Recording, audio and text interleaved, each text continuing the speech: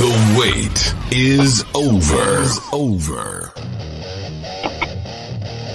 Ladies and gentlemen, from the studios in the wrestling capital of the South, it's another terrific episode of The BENGEBUSTER Show.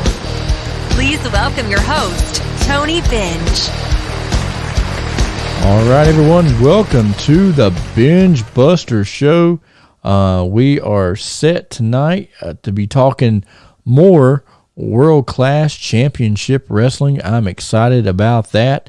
Last week, Chris and I broke down some really cool things. Our best 3 moments that happened in world-class championship wrestling, and we talked about that last week. So if you missed that show, make sure you go back and download it, listen to it on our podcast. But this week, we are going to be talking more in-depth world-class championship wrestling. And before I can get to that, I have got to bring on my co-hosts. I'm talking about Chris Plano and Jeff Patton. Guys, what is going on? Boy, Tony, thank you for having me back. And Jeff, welcome back as well. And I love we scratched the surface last week with World Class Championship Wrestling, and we're going to take even a little more deeper dive tonight. Yeah, I'm excited about it. Yeah, Jeff, what's up? Yeah, hate I missed it. Hate I missed last week, but glad to be back this week, and looking forward to tonight's episode of the BENGEBUSTER Show. Yeah, it's going to be great. I'm definitely excited about world class championship wrestling. I think a lot of people, especially the younger generation, they really missed out on world class championship wrestling and all of the great angles that came from there. Basically, world class championship wrestling was a promotion that was basically built around the Von Erich brothers. It seemed like every wrestling character, heel or that came through world class started out as friends, but ended up turning on the Von Erichs and went into a feud. But we all know that the best feud that ever came out of world class was definitely the Freebird Von Erich feud, and we'll be getting to that later on in our season of world or series of world class championship wrestling. Guys, before we get into the podcast, here we are, the second podcast in 2021. Not a whole lot's changed. We're still wearing our masks. We're still social distancing, and we're still fighting COVID, among other things. Chris, what is the update this week on the coronavirus in North Carolina? Well, we did hear from our Governor Roy Cooper and Dr. Mandy Cohen this week, and we're still stuck in this phase 3. We're going to be, I think, stuck in this for several more weeks, and who knows, maybe even possibly months to come. We're a little slow getting the vaccine distributed out, and cases are rising. Gosh, I think we're around 15% positivity rate now, and it seems like the positive case rate goes up as well every day, the number of positive cases, and it's kind of hunker down time, and they're trying to do a lot of things here at once, but we got to get through this one way or another. It seems like it's all negative news, and we got to try to get something positive out of this as we go forward. Yeah, I totally agree with you. I've dodged the bullet several times. I've had several coworkers that have came down with COVID, but knock on wood, thank goodness I wash my hands, I wear my mask, and I stay as far away from people as I can to keep from getting that. But one thing I am excited about, Jeff, and I haven't had a chance to talk to you yet about this, but the NAWA is actually going to be able to have a live wrestling event on January I believe it's January the 30th. Yes, January the 30th, and it's going to be held in Lincolnton, North Carolina. Jeff, it's their annual Bunkhouse Stampede. Are you going to be able to be at that show?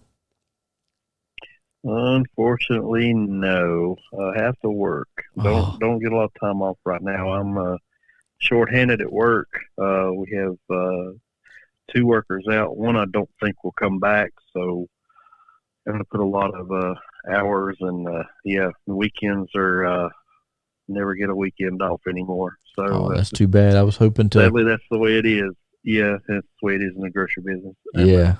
Man, we all got to admit one thing, man. The world is going crazy right now. There ain't no doubt about it. I'm telling you, I try not to get too political on the podcast because I don't want to say the wrong thing, and I don't want to divide my listeners. But you're right, Jeff. I mean, what took place last week at the Capitol was totally insane. Never in my wildest dreams I ever think I would turn on the news and see people storming through the Capitol building, and much less people getting shot. And so there was a lot going on last week, and hopefully here in the next week or so, when we have our inauguration of our new president, hopefully that will go rather smoothly. Probably not as smooth as it went 4 years ago, but I think it will be. Hopefully, it won't get too crazy.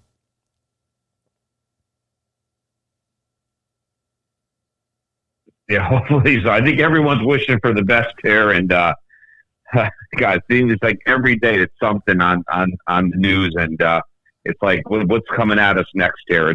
It is crazy times. They're definitely in some unprecedented territories in several areas. Yeah, well, right now, let's get into something a little more positive. Let's get into the podcast of doing world-class championship wrestling, which came from Dallas, Texas. Probably the hottest time for world-class championship wrestling was from 1981 to 1985. And on our series this month, we're going to be touching base on a lot of stuff about world-class championship wrestling that you may or may not know. And this week is going to be exciting, as each of us have picked 6 wrestlers, 3 that came from world-class championship wrestling that became tremendous stars in professional wrestling. And then we're going to pick 3 guys that were big stars in world class, but that's the only place they were big stars. So I'm looking forward to hearing Chris and Jeff's answers. So without any further ado, let's get right into the show. Chris, I'm going to start with you this week.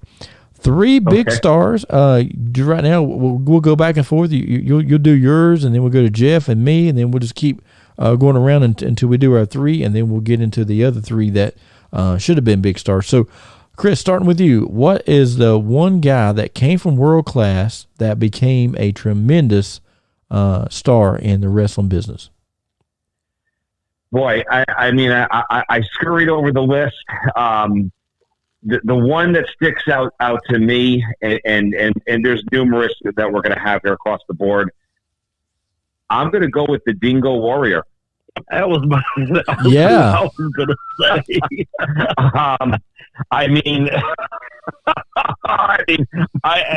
It was just an explosion. I mean, he had the look in world class, and I think Vince McMahon saw the potential of the Dingo Warrior and took it to a level at a time when even Hulk Hogan was on top in the World Wrestling Federation as well.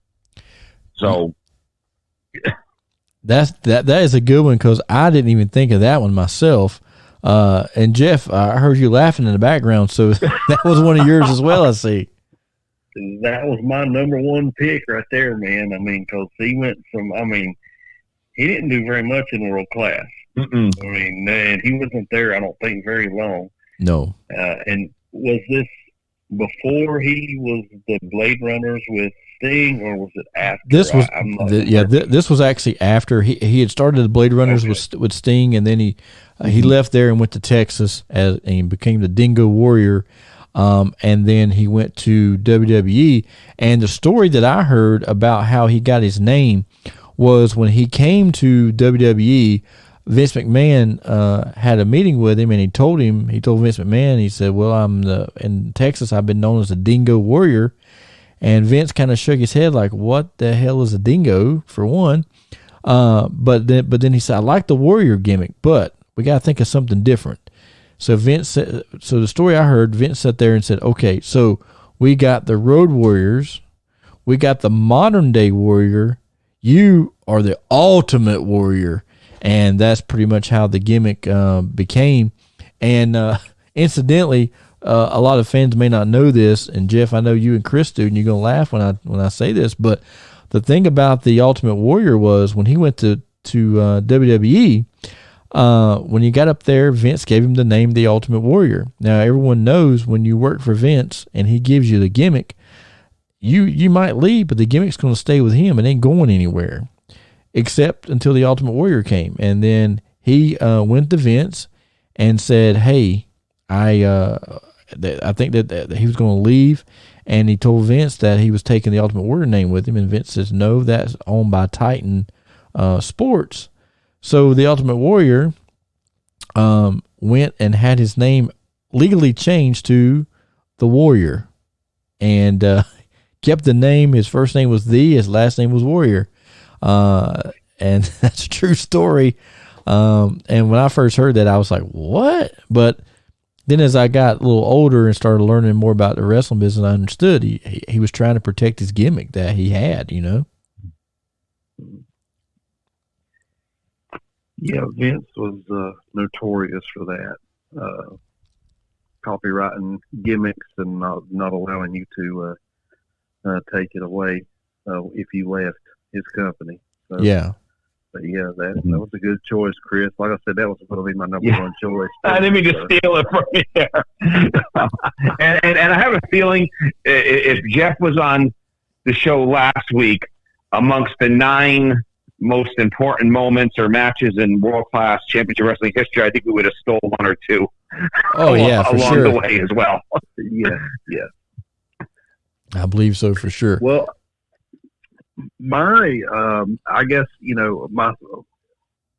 another one I would say, I mean, I know he was a big star in world class, but I think he ended up being a big star when he went to WWE, would be the modern day Warrior, Kerry Von Erich, when he left and went to the WWE and, became the Texas Tornado. Kerry, I don't know, they still called him Kerry Von Erich, did they not? But he was known also as the Texas Tornado, and of course he was the Intercontinental Champion. So definitely a step up from world class. Yeah, he took the step up to world class, but unfortunately, I think during that time is when he was battling his demons, and somewhere around while he was in WWE is when they got the best of him, and he had the drug charges and all the other things that came against him, and unfortunately, thus he's no longer with us. And I have to agree with you, Jeff. Kerry Von Erich was a big star. I think if he had left world class a lot sooner, I think he would have been a much bigger star than he was. Not saying he wasn't a big star, he was, but I think he would have been up there. Because one of the things I remember when he went to WWF, it seemed to me like Kerry was a big star in world class, but when he got up to WWE, it's like he wasn't the big star. He was like second fiddle to Hogan and some of the other ones, the Ultimate Warrior. But Kerry had the body, man. I remember watching world class, and he'd take off his robe, and the girls would lose their mind. Kerry was definitely a great performer. I just think he had a lot of demons that got the best of him. Well, one of mine of the stars that came from world class, he started out with a hood, and his gimmick there was Texas Red, but he later became the Undertaker. And when he first came to WWF and I saw that gimmick, and I said, are you kidding me? This is the dumbest gimmick I ever seen in my entire life. But then the more I watched it, the more it grew on me. And then the more I was like, wow.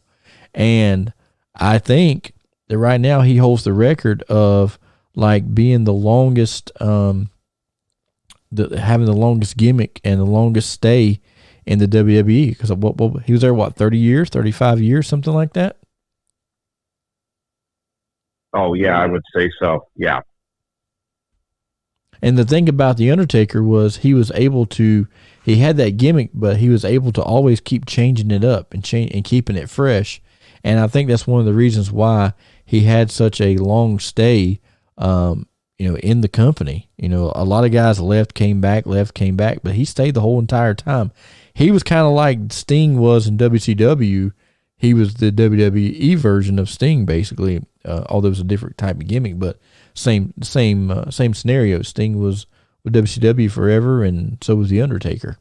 All right, Chris, back to you. What is your next choice of someone who became a big star after leaving World Class?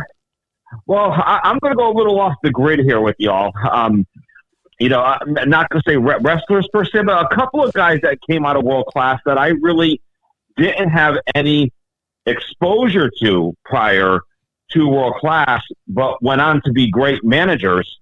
One of them, referring to The Undertaker, had to be Percy Pringle as a manager in World Class Championship Wrestling, and even Jim Cornette. Oh, yeah.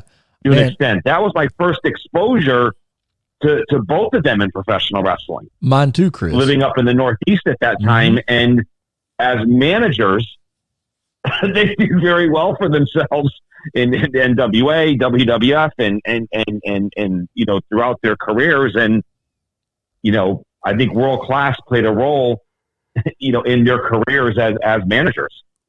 One of the things that I was reading about this that incidentally is it tripped me out was the fact that Percy Pringle went to WWE and became Paul Bearer, which became The Undertaker's manager. But whenever The Undertaker was in World Class as Texas Red, Percy Pringle was his manager there. His first appearance, he wrestled Bruiser Brody, and they just sent Percy Pringle down to ringside to be with Texas Red, and it worked, and they kind of clicked together, and they become friends. And when they went to WWF and they started creating this Undertaker gimmick, they originally had him with the $1 Million Man, and it just wasn't getting the reaction that they thought it would get. But once they brought in Percy Pringle, he dyed his hair black and started talking. Of course, he always had that high pitched voice, but started doing the whole Paul Bearer gimmick. It really took off, and the crazy thing was Percy Pringle really does have a degree in working in the funeral home and taking care of bodies. So he was a perfect fit for that. Yeah, I heard that story as well, Tony. That he was an actual, he was an actual licensed, what do you call them? People that work in the funeral home. I'm losing my embalmer, right? Thought, but yeah. He was a licensed mortician.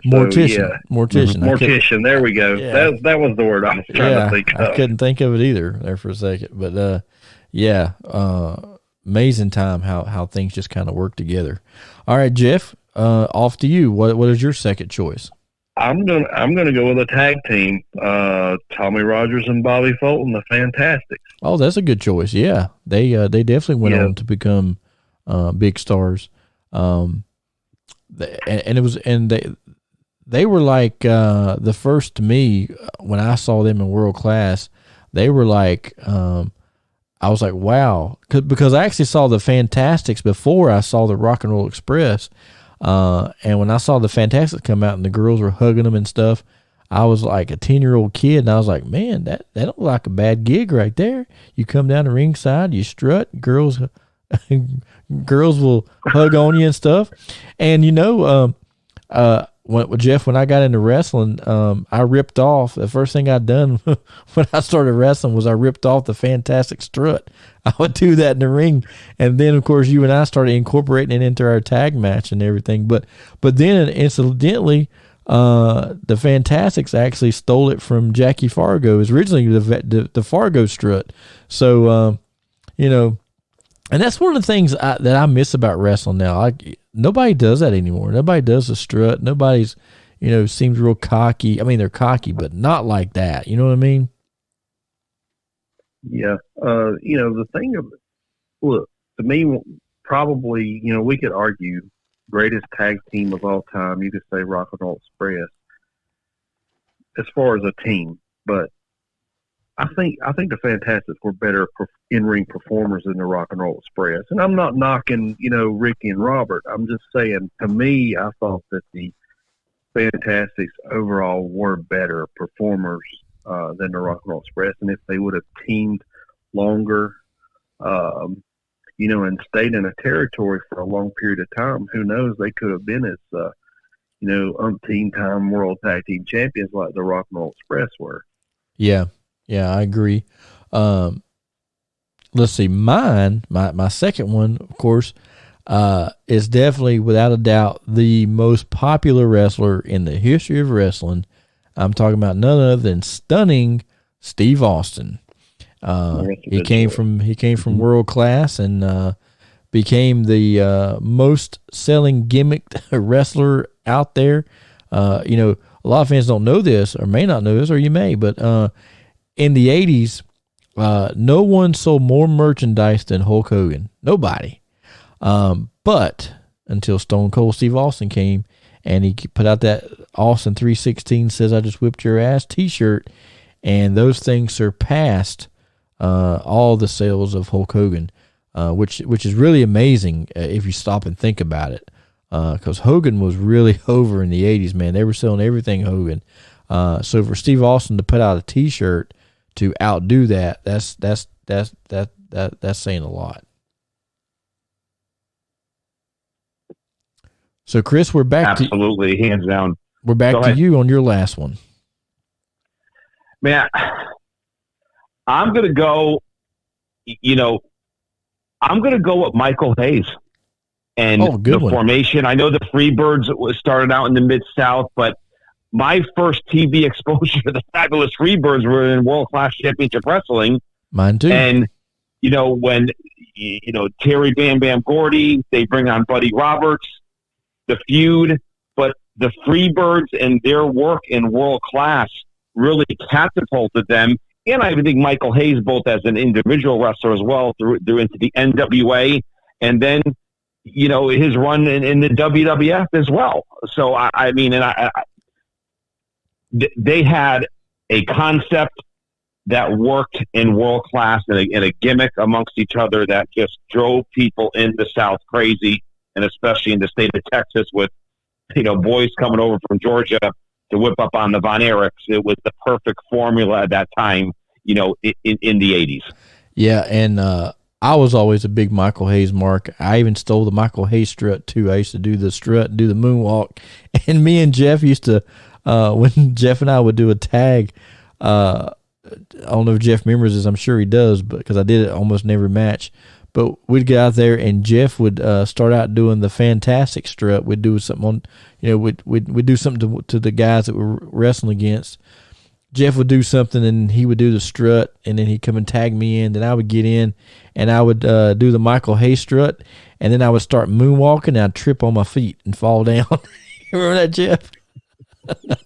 And the crowd would the crowd would love it, man. They would just bust out laughing, and I'd be like, "Hey, I didn't fall. The guy tripped me," and the guy would be on the other side of the ring, and we just milk it, and the crowd be like, kick his butt. They get so mad, but it was so funny. But man, the Freebirds were so over.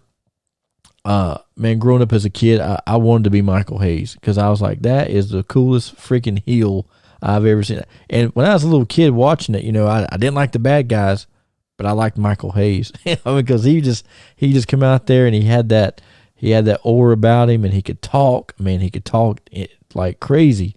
And then look at him today. Now he's like the main writer, producer in WWE. I mean, he's up there. So Michael Hayes, I like that. And of course, we a lot of times I don't a lot of teams in wrestling get a lot of credit for things, but I don't think any other team or any other person in wrestling can get as much credit as Michael Hayes, because they came up with the Freebird rule, which means, if a lot of people don't know this, but say you're in a group and there's three of you, and you become the world, you become the tag team champions. Well, the Freebird rule is it didn't matter what what two of the three teamed up, they were able to defend the belts because they were known as the Freebirds. It didn't matter if it was two of them or if it was Michael and Buddy or Buddy and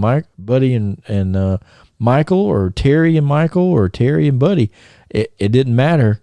So that was a cool little gimmick to get some heat.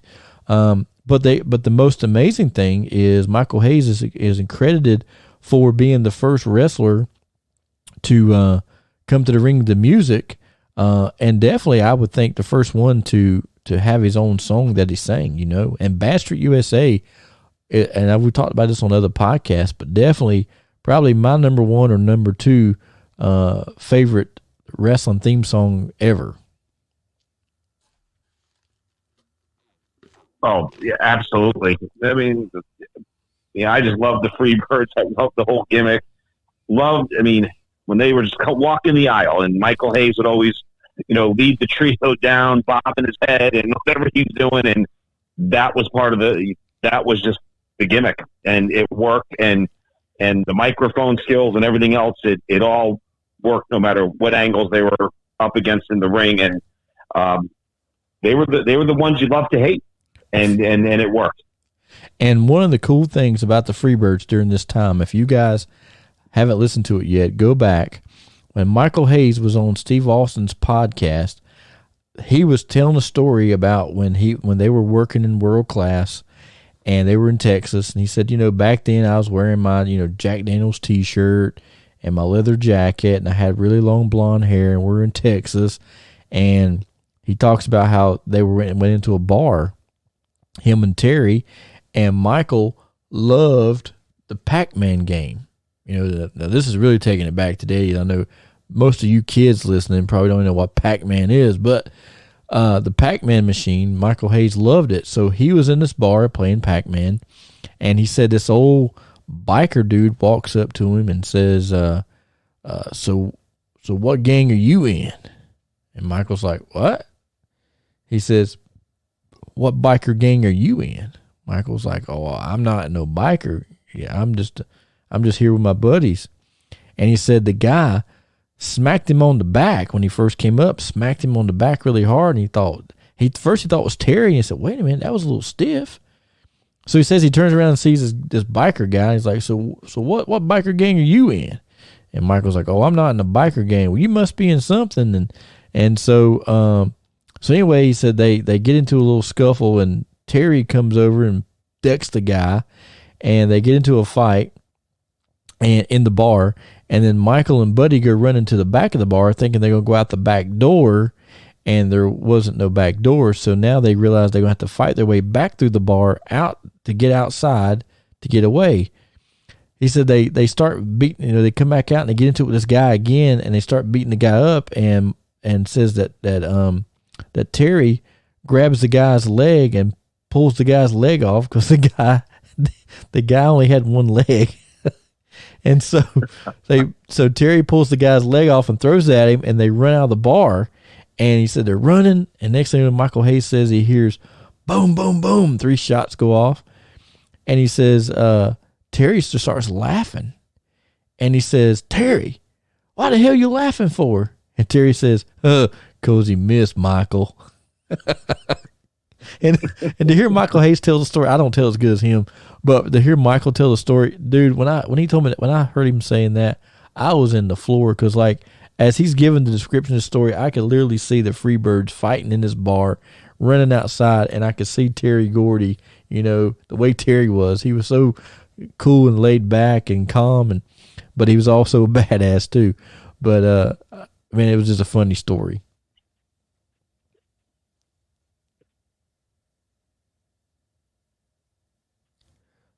So now, Chris, is there one more that you have, or was that your final 3? I think that was my 3. I mean, I did have a couple. I had one other written down. Actually, I had 2, but more just mentions. I had Kamala written down. Yep. And then also I had Chris Adams. Oh yeah, Chris Adams. I loved him. Yeah. Written down as well, more towards the bottom of my list, but obviously I had Dingo Warrior up top, followed by the others. Yeah, very, very good choice. Jeff, what is your last one? I would have to say Jimmy Garvin. Oh, good one. Yeah. When he went to Crockett, he became a pretty big star. And then, of course, when, Crockett sold out, he started teaming with Michael Hayes, and they were World Tag Team Champions. He became a bigger star. So, that would be my third choice. Oh, that's definitely a good one. I always like Jimmy Garvin too. I like that gimmick, with the sequins and the tuxedo jackets with Sharp Dressed Man playing and Precious spraying the air freshener. One of my biggest memories of Jimmy Garvin when he came to Crockett Promotions. I was in Greensboro the first time he came in, and he's out there now. This is 1986 when he came to Crockett Promotions, but back then they allowed smoking in the arena in the Greensboro Coliseum. People could walk around and smoke. But I remember being in the Greensboro Coliseum, and he comes to the ring. He's wearing like this blue sequined tuxedo jacket, and he says to he's over there, and Tom Miller announces him, and Precious walks over, and she's talking to Tom Miller, and Tom Miller says, "Fans, before Jimmy Garvin's opponent comes out," which ended up being Wahoo, but he says, "Before I introduce Jimmy Garvin's opponent, Precious has asked me and told me that she just finished shampooing Jimmy Garvin's hair, and she'd appreciate if no one smoked during his match. And dude, I promise you, every person in there, including kids, lit up cigarettes and started smoking." It was just, I was like, oh my God. And like the arena filled up with smoke. It was just great. I mean, it was perfect time. I mean, perfect heat. And of course, once the smoke started coming towards the ring, Jimmy's fussing at the people, and man, they're ready to kill him. And I was like, that's pretty amazing. And at the time I didn't get it, but when I got older, I was like, wow, that's pretty amazing. Very great psychology. Well, my third pick, who became a big star, was none other than the Heartbreak Kid, Shawn Michaels. He came through World Class as pretty much a talent enhancement. Never seen him win a match in World Class, but he definitely went on to become one of the biggest stars in pro wrestling history. So there you go, fans. That's Jeff and Chris's 9 stars that came from World Class that became big stars. Now we're going to do a flip side of it. 3 guys that were big stars in World Class, and that's about as far as they went. So Jeff, I'm going to start with you on this one. Okay, let's see. How about Iceman King Parsons? That's a good one. Yes. Oh man. Yeah. To me, he was a huge star, but that was it. I mean, after World Class shut down, you never did see him anywhere else. So that would be my number 1 pick for biggest star in World Class that didn't go anywhere else. Yep, I like that. Chris, what is yours? Well, Jeff scratched one of mine. List there. But I'll try to draw up another one. You know what, Tony? Boy, I brought this up last week, and I'm going to bring it up again. Someone that had so much potential, and I think you probably know where I'm going with this from last week, and I don't think we knew his true potential, and I think he was definitely going places in professional wrestling. Mm-hmm. Is Gino Hernandez. Yep. And the untimely death of Gino Hernandez. He was poised to do big things even way beyond world-class championship wrestling. I will never, ever know. As I said, that was, I think, one of the one of my 3 or 4 from last week that I threw in there, I think, at the very end. Yeah, and incidentally, Gino was actually one of mine that I picked that would have been a big star. Had he not, succumbed to his demons as well. Gino, he, looking back at some stuff on World Class, when he came out there, he demanded people's attention. But the thing about him, he was a good looking dude. He could talk. He had the looks. He had the complete package. And when they put him and Chris Adams together, man, that was without a doubt one of my favorite teams from World Class Championship Wrestling. But yeah, I like that. Gino is definitely that's a great pick.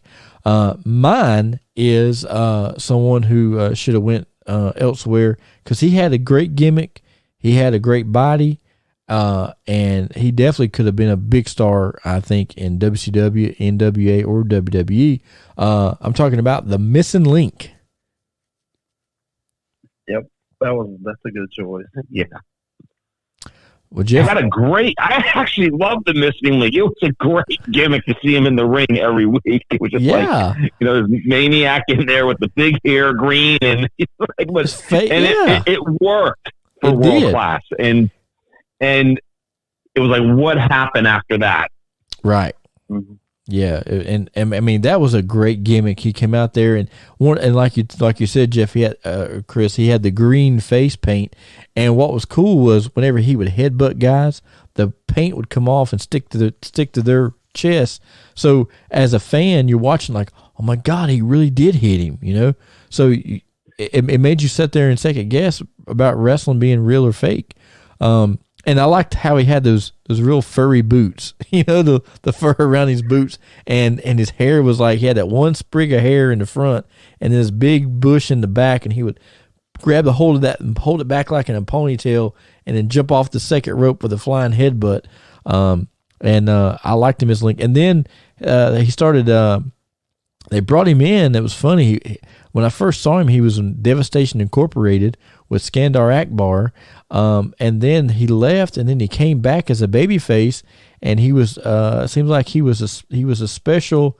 I don't remember who she was feuding with, but Sunshine was feuding with somebody, and she said, "I've got a mystery man, and he's going to be here next week."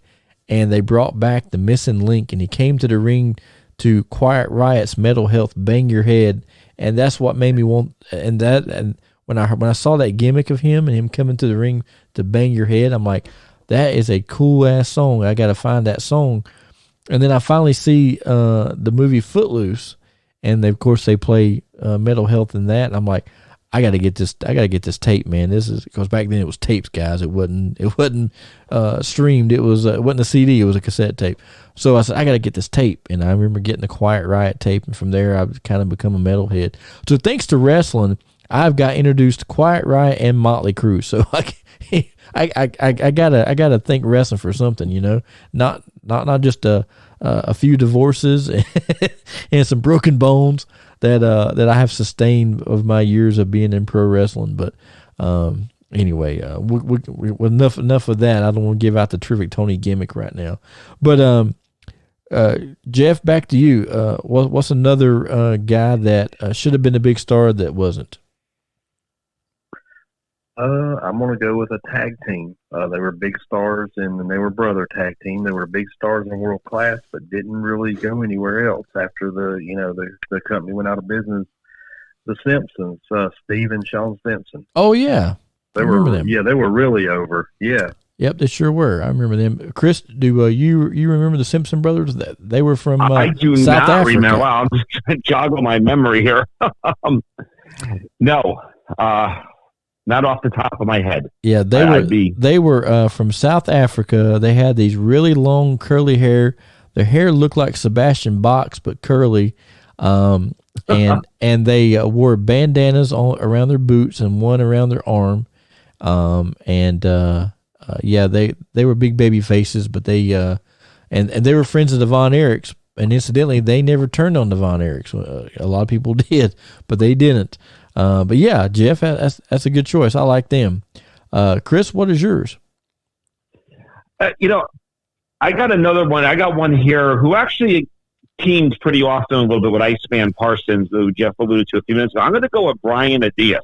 Oh, yeah. Who I did see a lot in World Class when I was watching over several years, but looking at his career, he didn't do much after World Class. He did some wrestling out west, Pacific Northwest, but after that, it kind of just faded away. But I do remember his name. on television, Yep. each and every week. And, it kind of resonates with me, from watching the weekly telecast back in the day. Now, the first time I saw Brian Adidas, he was in Mid-Atlantic Championship Wrestling, and then in like 84, and then he left there and went to World Class. He's a babyface in Mid-Atlantic, and then he went to World Class and came in as I think the gimmick they used, he was a classmate of Kevin Von Erich, and then he ended up turning on Kevin Von Erich and joining, I think, Skandar Akbar or Sir Oliver Humperdinck, one of the two. But anyway, yeah, I like Brian Adias. He had a cool gimmick and he had a cool look, and his finisher was the airplane spin, which is something you don't see very often. You don't see it that much any day in today's wrestling. You don't see that move too often today. Nope. Now, one of mine, a guy that was in World Class that was a big star and should have went somewhere else. This was actually my favorite of the brothers, Kevin Von Erich. That was that was going to be my next choice. To me, Tony, real quick. Out of all the Von Erichs, I thought he was the best performer. Oh yeah, without a doubt. Without a doubt. Yeah, hands down. Kerry may have had the body, the look. David was a big star, but he just, to me, he didn't have that charisma and that believable, the believingness that Kevin Von Erich had. But Kevin was so intense, man. And if you go back and watch some Kevin Von Erich matches, when Kevin Von Erich hit somebody, those punches wasn't pulled. Those punches were right in there, and those kicks were right in there. Kevin was very, very stiff, and he wanted everybody to believe everything he done. But what tripped me out about Kevin was how he wrestled barefoot. There is no way in this world I would get in the ring with anybody barefoot. There's no way. No. And one of the things Chris? No, I mean, Kevin and Kerry, all the Von Erichs were over. It was almost like Kerry and Kevin were over in their own ways. Right. Kerry had the body, there's no doubt about it, but Kevin had something in him that everyone was behind him. And whether it was his wrestling style in the ring, whatever it was, I just always felt they had their own fans in their own way, whether they were tagging or especially when they were in singles competition. Yeah. And I'll tell you something that really blows my mind. If you go back in the 80s and you look at Fritz Von Erich and you go now and you watch interviews of Kevin Von Erich right now, he looks so much like his dad. It's crazy. Just he has more hair. But and speaking of hair, I saw an interview one time with Kevin Von Erich, and he was talking, and he said in the 80s, he never went to a barber. He never went to a beauty salon to get his hair done. He cut his hair himself. And he said, I would just take scissors, and I would just cut it across. He said, a lot of people probably thought I had to, put a bowl on my head and cut around it. He said, but I would just trim my bangs and trim it off my ears. But he always liked to, cut his own hair and have that natural, cowboy type look. And I thought that look worked for him. And I used to like how he'd come to the ring and barefoot, and he would get up on the middle rope and like split and stretch out. And I was like, man, but he could go, man. Kevin Von Erich was I hate that we never got a chance to see him perform on a different platform besides World Class Championship Wrestling. But I think one of the other reasons why he never went anywhere else was because behind the scenes, he was also one of the bookers. So, he looked at World Class as his dad's business and his business. So that's probably another reason why we never saw him go anywhere else. But I definitely wish that we definitely could have saw that. Yeah, absolutely. He had the skill set.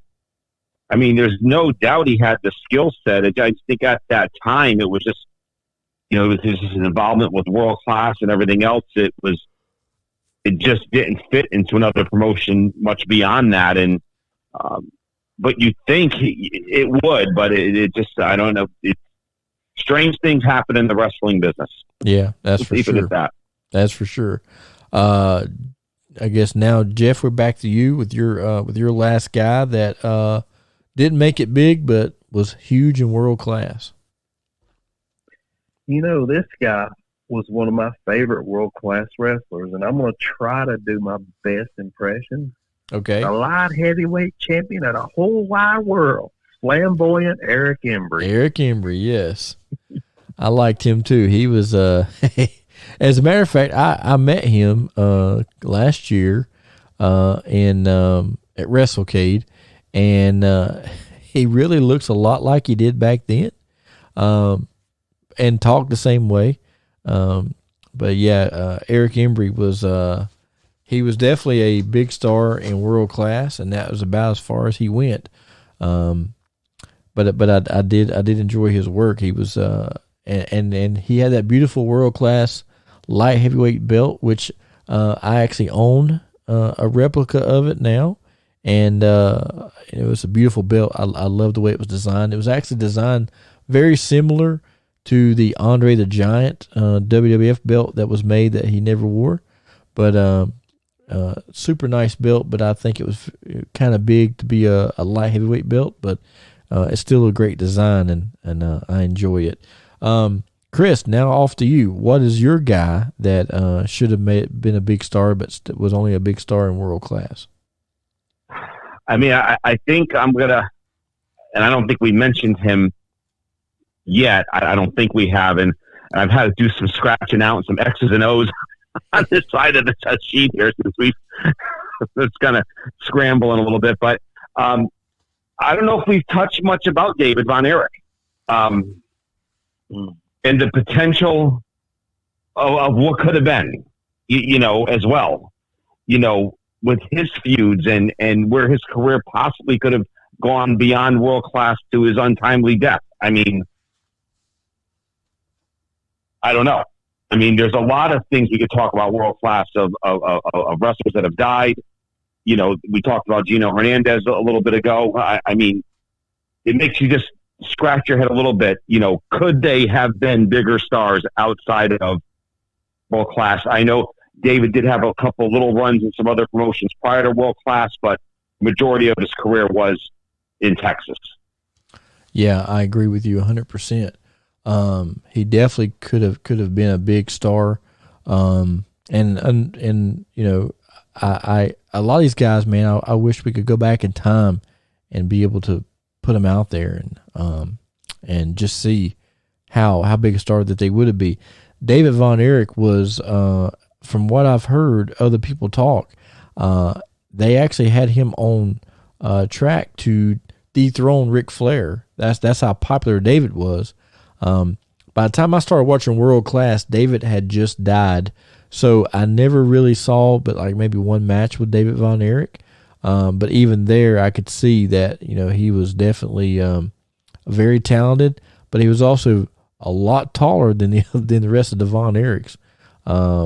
Definitely a big Texan, and a great performer for sure. And he done a pretty good promo too, very believable. A lot like his brother Kevin and Kerry, man. But I'm friends with it. I got this friend, and she grew up in Texas, and she actually went to high school with the Von Erichs. And she told me that, man, she said, Tony, those guys were like rock stars. She said, right out of high school, man, they were just blowing the place up, and everywhere they went, the girls lost their mind.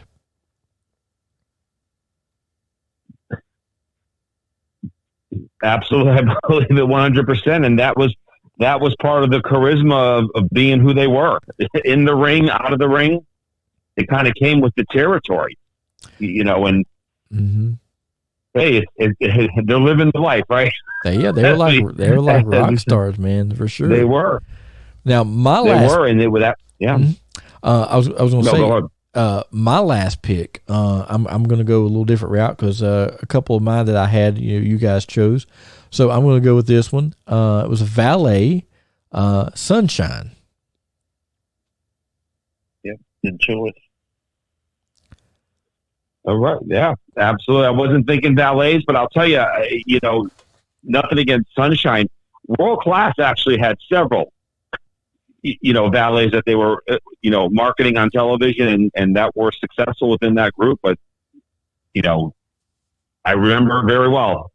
Well, just to touch base a couple minutes just on valets, I think the most popular valet that ever came out of World Class, besides Precious, would have been Missy Hyatt.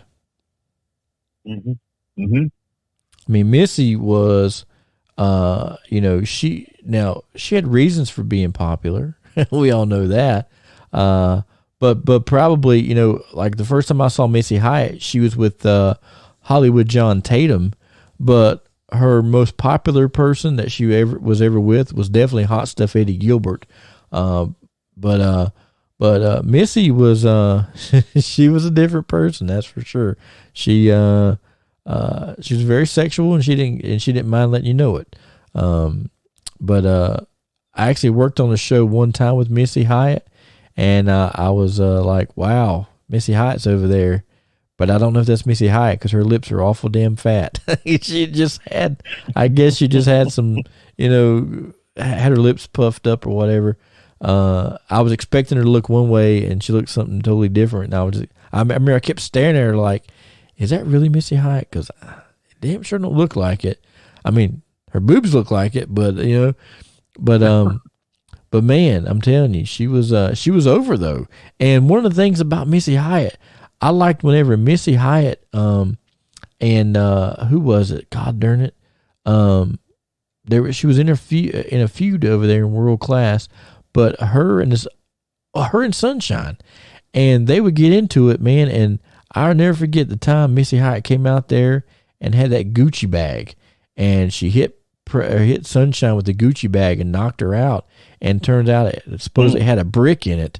Man, those girls would really tear the house down. Like they literally, you talk about bra and panty match. The stuff they did on WWF was candy coated compared to the things that they were doing with their cat fights there in World Class. Yeah, no doubt about it. Great stuff. Great stuff back in World Class with those two. Yeah, and the cool thing, guys, since we've been on this series of World Class, I've been going back and watching some World Class stuff, and I'm like, oh God, I forgot about this, and so it's great going back down memory lane. Well, Chris and Jeff, do you guys have anything you want to add to the show before we go off the air today?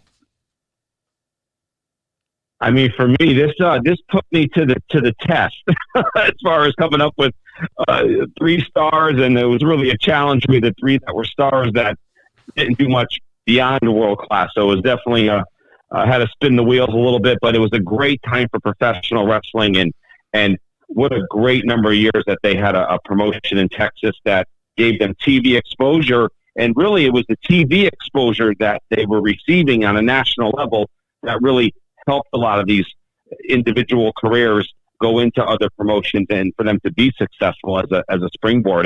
And Fritz von Erich behind it had a lot to obviously, do it as well. Yeah, for sure. Jeff? Yeah, that was,